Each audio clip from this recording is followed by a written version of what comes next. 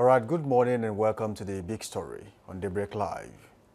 Today we turn our lens outward to the corridors of global power and examine how the politics played thousands of miles away can shape, shift, and sometimes distort the narrative around Nigeria's own security.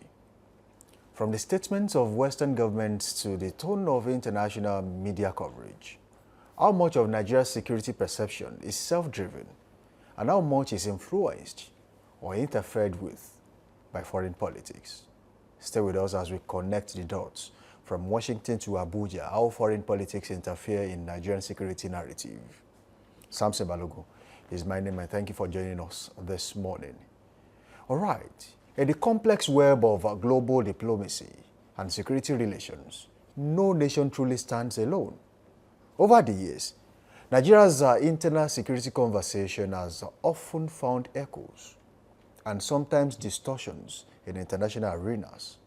Think back to the early 2000s when the US and its allies classified Nigeria as a terror watch nation under the attempted bombing incident involving the Nigerian citizen, a move that carried deep diplomatic and economic implications. Or the frequent labeling of Nigeria by Western think tanks as a failing state, shaping perceptions and investor confidence long before local realities were fully considered. From military assistance and intelligence sharing to subtle pressures and policy alignment, the fingerprints of the foreign influence have lingered in our domestic security discourse. Even recent debates on counterterrorism, human rights, and the fight against insurgency have been swayed by narrative crafted in Washington, London, Brussels. Narratives that often ignore the local complexities that define our security landscape. So, the big question today is how far can and should foreign politics go in defining the Nigerian story? And to help us unpack this complex issue, we have with us in the studio this morning Sam Nwoko, senior editor with the Nigerian Tribune and a seasoned commentator on national issues, who will help us navigate these overlapping realities of power, perception, and politics. Thank you for joining us in the studio this morning. Sam Nwoko, good to have you. Good morning. Good to be here. Good morning, viewers. You listened to how we started. Yeah, I listened. How much influence does foreign narrative have over the security landscape in Nigeria? It's so much. If we want to quantify it by percentage, we can say it's as much as 50–60%. Because we don't have weapons of our own. If we need weapons, then we have to share intelligence.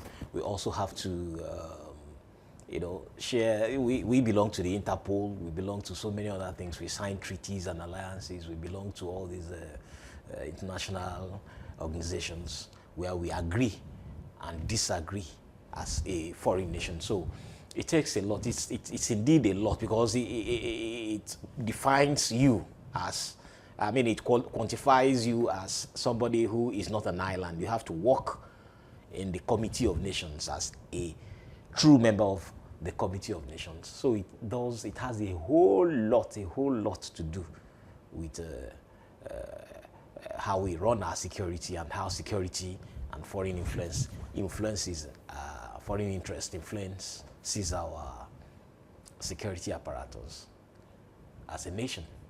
Some claim that global attention helps Nigeria tackle insecurity, while some say it distorts the narrative and paints Nigeria as one of the nations that are fragile. Just like recently when the US said Nigeria is a failing state, and so many other countries would now consider Nigeria to be a hot zone and sometimes want their citizens not to come to Nigeria. Now, which side of the divide do you belong to? I don't belong to any side of the divide because both sides are true.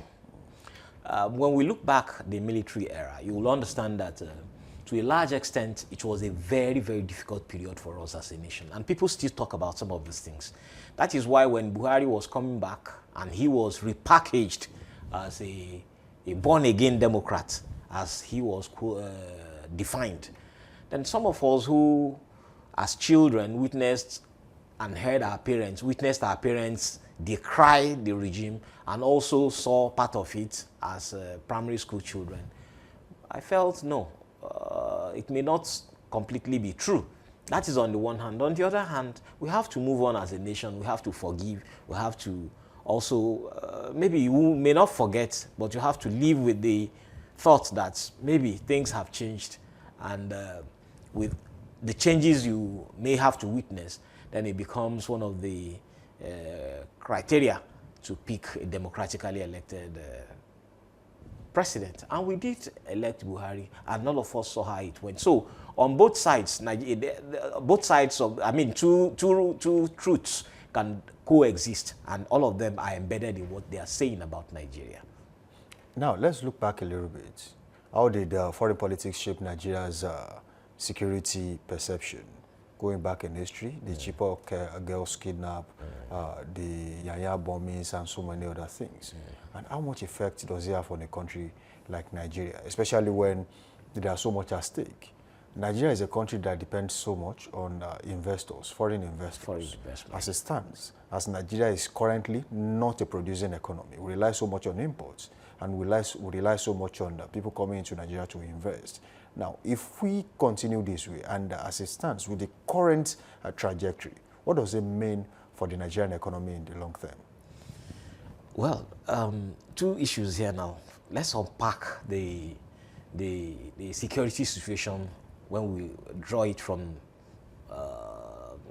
the near history here, from when Boko Haram and a few other okay, let's say from Boko Haram to the involvement of where we are, involvement till where we are now.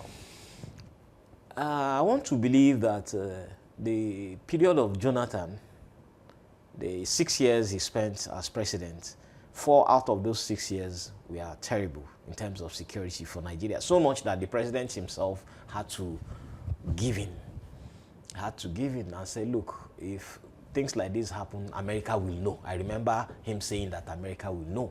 And that's part of the foreign influence. Then when Buhari came, and recently, Jonathan just recently said it, he said he believed that, well, since Boko Haram nominated him once to be their spokesperson, even though Buhari denied that he didn't know about it through Garba Shehu, he said, okay, if Boko Haram nominated him, then it means that when he becomes the president, we won't have the problem of Boko Haram any longer, or so it seems. But unfortunately, Boko Haram festered. Then it went as far as increasing in scope.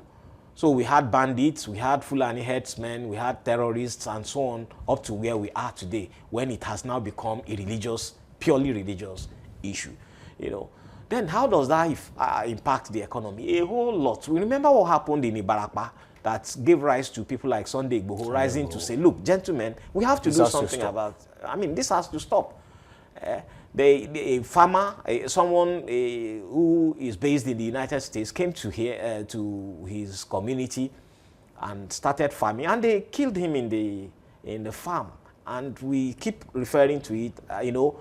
We have a lot of mellifluous language through which we sing the bad song of insecurity in our country.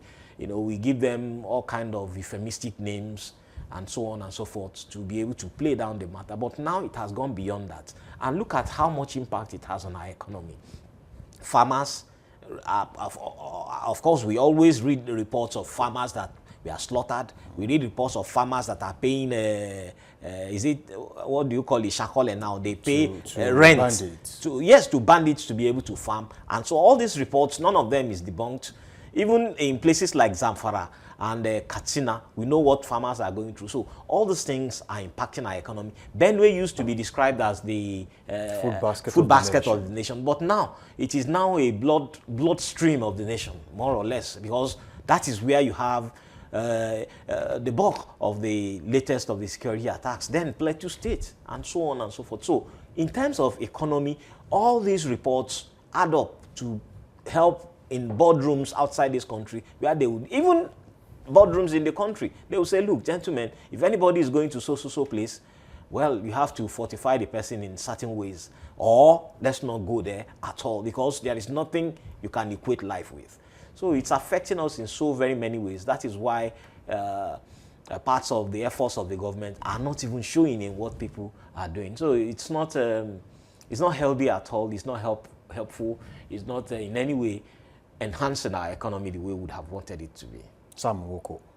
Now, if foreign countries, Western world, if they comment on the security challenges and situation in the country, now, is it genuinely coming from a place of concern, control, or quiet influence? It could be all. I'll say all of the above.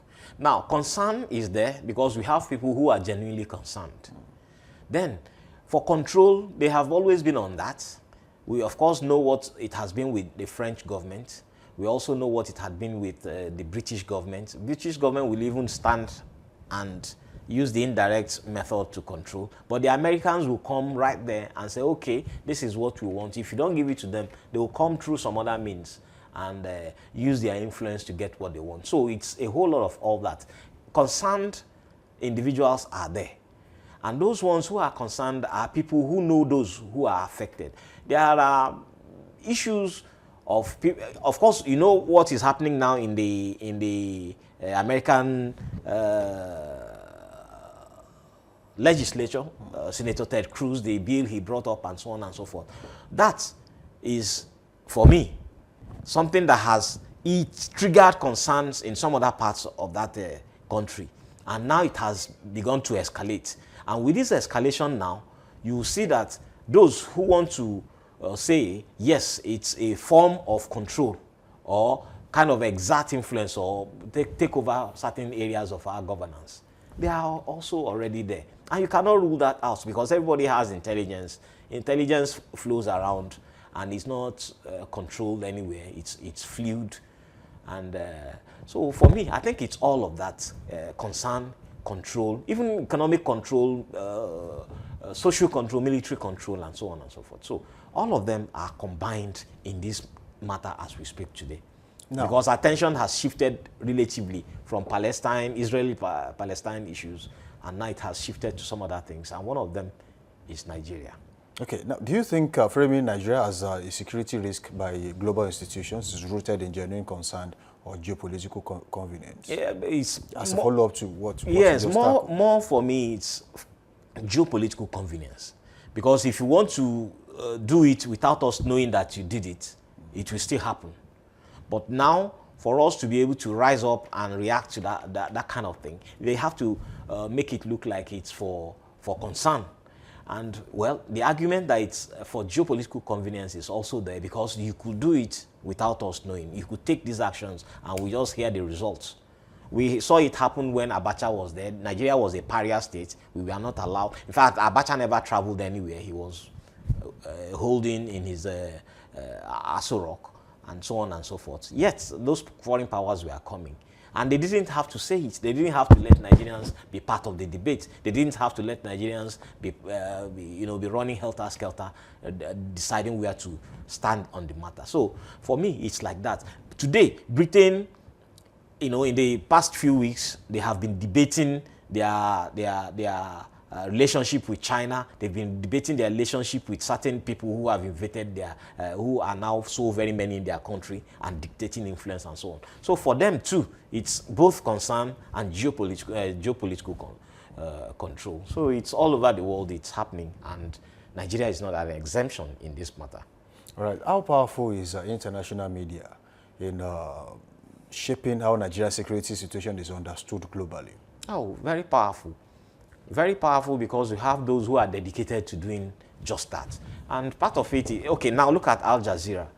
There are those who are permanently tuned to Al Jazeera. There are those who are permanently tuned to Fox News. There are those who are permanently tuned to CNN. There are those who are permanently tuned to Channels Television. There are those who are permanently tuned to Dominion Broadcast, the TV. There are those who are permanently tuned to Arise TV. So each, according to his own view, will come and say, here, I learned that this is the narrative, and every of the narrative will be tilted, will be tainted, sorry. Each of the narrative will be tainted by how the media to which they are ingrained presents it. When we were growing up, I didn't know there was what we call media influence. I didn't know, but it was there. Because part of the things we read would decide or help us in the kind of reaction we'll give when we see some of the names that are mentioned. So it was an influence, and it's there, it's growing. It got into us.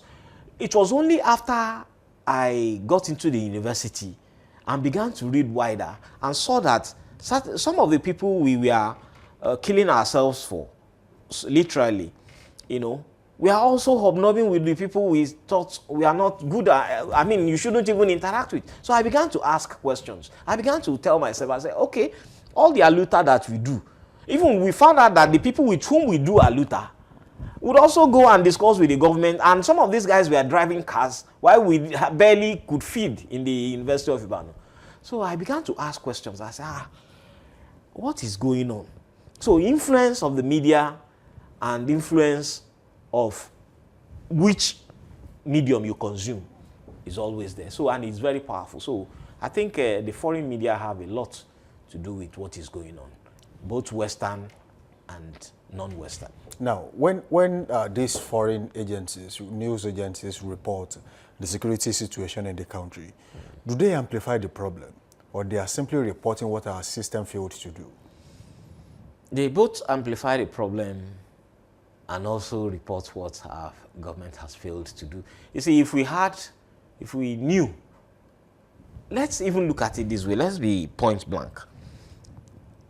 The issue that has triggered many of these debates is what Senator Ted Cruz did in September, I think on September 6th or so. If the American Senate did not come up with that bill, I'm sure this wouldn't have been a debate in Nigeria today. And yet it exists. There are hundreds of videos and hordes of reports of all these things that have been happening. So now, it is both an influence. It's both, I mean, it's everything you want to put in it. Now it has also heightened government's attention to even go further to explain that, okay, no, it is actually not. If you look at it, government does not deny that there are killings. They are only saying it is not a killing of a particular religion because it cuts across. You know, so that has also influenced government action. It has triggered government to take certain actions. And I'm sure, based on what is on ground now, all the efforts that they will be making is to put a lie to this or make them to quash the idea. Then if they do not quash the idea, government will say, look, we've done this and we've done that, and yet you are still going ahead with this. So I think it's actually going to help in bringing all those things into more focus. All right. How well is Nigeria managing its image, global image, as we speak, in digital diplomacy and instant information? Unfortunately, I don't think they are doing it very well. And this is because they have left it for too long. The people who have started raising all these issues have been seeing the reports from way before now. So they have a pile of information from which they are extracting their data. So that pile of information from which they're extracting their data is what has informed the bill Senator Ted Cruz put before the Assembly. And it's not actually the bill that is triggering our government now. It is the consequences, you know, part of the sanctions the bill recommended. So in our response, we have chosen someone like, maybe I don't have to mention names, some of the people who the government has chosen to do something about these things lack integrity also, you know, because now you brought someone to come and tell the world that this is where you belong and this is not happening. Unfortunately, the person came and said, you are a liar, you don't have any kind of integrity with which to do this. So I think they are putting the wrong feet forward. And all the debates so far don't seem to catch up with what is already before the international community. And again, there may be some undisclosed actions going on. There may be some subtle diplomacy that are being taken, subtle steps that are behind the scene that are not known to the Nigerian public. But hey, the information is already out there. So the damage control is going to be very, very massive, and it may not be able to catch up with what has gone out already. Now, some have discussed the sovereignty of the Nigerian state, and the recent partnership, military partnership with the U.S. and France, has called for a lot of questions. Was it strategic, or it was just a subtle way of influencing the Nigerian security system, just by hiding in plain sight? Now, if you look at our neighbors, Nigeria, except from the direct south, Nigeria is bordered by former French colonies. And what Nigeria did... Talk about Benin Republic. Yeah, talk about Benin Republic, talk about Cameroon, talk about Niger, talk about Chad, talk about... and all those countries. When you remember what we did during the Niger coup and the kind of steps we took through ECOWAS, you know that these people cannot even trust us. Because they are like, okay, we are the government here, and if they do this... So, has Nigeria been taking the right steps? Wasn't that Nigeria playing the big brother role? Unfortunately, we did not qualify to play that role. Why? Yes, because we have waned in our influence. That is why the club called our bluff. These people walked out on ECOWAS and said, look, we don't care. And the ECOWAS was giving ultimata, was giving sanctions and so on, and nobody seemed to... In fact, it was becoming more of a problem because Nigeria, being the big brother with very huge population and with poor economy, holds millions of its citizens doing international trade, and we are like the ones who are the receiving end. So we kind of lost a lot of influence with that, because at that time, I don't think the ECOWAS did it well. And unfortunately, the chairman of the ECOWAS Commission that time was our president. So for me, the influence is no longer what it used to be. Growing up back in the days, I remember there were even cartoons of how much influence Nigeria had over what was going on in South Africa and in other parts of the country. Nigeria was sending judges to other countries. We had the Technical Aid Corps and so on and so forth at that time. But now, we had the Voice of Nigeria, which was broadcasting our own kind of information to other parts of the world. But now we don't have all those things anymore. Everything has now changed. And hey, it has negatively impacted our influence as an international Now, still talking about influence. In today's world where social media often drives global narratives, how vulnerable is Nigeria to being misrepresented or manipulated by foreign political interests? We don't even need foreign political interests. Among the citizenry, people are frustrated and they let the frustration out through the social media. And these are the areas through which all these foreign influences pick their information from. And hey, are they right or are they wrong? They are right, because when you see a distraught people, you and I know that not many citizens trust our security operatives, apparatuses. Security operatives, let's use it as a collective. We don't trust our security. If the Nigeria police tells you this is the information as against what a citizen said, people will believe the citizen more than the police. We have the same thing now on the judiciary. If the judiciary says this, they will say, For them to have said this, it means that there's a crisis with declaration. If there's casualty somewhere, probably there was an accident, there was an accidental shooting or a shooting. Let me put it that way. And the government says, 5 people died. the government will, the people will say, oh, for them to have said five people died, it means more people. There were more. Mm-hmm. So no trust in all. In fact, it's simply put, there is no trust in the government, and the foreign powers are latching onto this. And you can't help the social media presence. Yes, Nigeria can ban the social media, but will it help the banner and the bannee? No, it won't.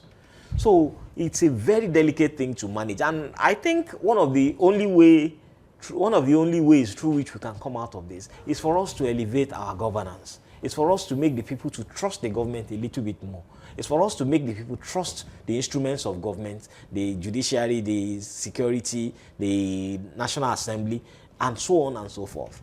If there is trust in what these people do, and how do you see, if you tell us 2 + 2 is 4, we should not be able to begin to rig my role to say 2 + 2 is equal to 22 minus 18 is equal to 4. It has to be as plain as 2 + 2 is equal to 4. Once the government is able to tell us that, yes, this is the way to go, people will follow. Nigerians are very easy to govern. Just provide some of the basic things, and Nigerians will run, because we excel in many other countries. So there is no trust, and this, whether the social media is there or not, is impacting the way foreign interests look at us. Very quickly, in 30 seconds, is social media a problem or a solution? For me, it's a solution, because it helps in fact, I was telling someone, we were in a discussion the other day, and someone in Canada sent a message and said, please help me to do this. And I was in Umuahia. This was last week. He sent a message from Canada. I got it while in Umuahia, and I did the job in Ibadan and sent all the necessary documents and so on. And everything went. The guy was very happy and said, thank you very much and so on. If there was no social media, I wouldn't have been able to solve that problem. That is being selfish now. That's parochial. That's me. Now imagine what you are doing now in this studio. Without social media, there will be limited reception, and so on and so forth. Same thing with government. Without social media, they may not be able to pass some of the information. However, if there is trust, if you do things and people agree that what you are doing is right, if you do things and people see that what you say is what you do, it is not that you will tell us one thing and you will be doing another, then it will reflect on how we use the social media too. Nigerians will not ordinarily begin to tell lies. I never believed what they were telling me about Aba until I got to Aba last Sunday. 2 Sundays ago. I was like, oh, the Aba I left was such a sordid place. But now you can... It's totally different. It's totally different. So I didn't need the social media to do that. And now I believe all that they are telling me on the social media. So social media, for me, is a solution, especially if there is a foundational basis for people to... Because if it's a problem for the government, Now, I would love to ask you this question very quickly before we go, just in 30 seconds. In terms of pushing back on the misleading international portrayals, now, what should the government do? Especially, are we doing well in terms of media and most definitely some other areas? The government can do better. The government can do better. Just in 30 seconds. Yes, thank you. Why I say the government can do better is this. There are evidences that the security agencies are not handling the insecurity the way it is expected to be handled. There are so many, we've seen so many videos of people saying, look, there are security outfits near where the attacks took place, and yet the people will be saying, we are waiting for orders from above. What happens in an ambush? Ambush is based on intelligence and so on. So the government can do better in terms of how they make their policies, how they execute those policies, and how they use the media. All right, thank you, Sam Mwoko, for joining us in the studio this morning. Thank you very much. It has been a wonderful and eye-opening session with you. Thank you. Thank you for joining us. Now, as you have seen, the story of Nigeria's security is not told in isolation. It's a blend of internal realities and external perceptions. When the global stage casts its spotlight on us, the question is, are we controlling the script or merely acting in a play written elsewhere. A nation's sovereignty is not just about borders, it's also about owning its narrative. That's the big story today on Daybreak Live. I am your host, Samson Balogun, reminding you that until we tell our own story, others will keep writing it for us. Stay tuned for more, and for more insightful discussions right here on Daybreak Live. Let's go on a quick break. When we return, it's time for Trade World.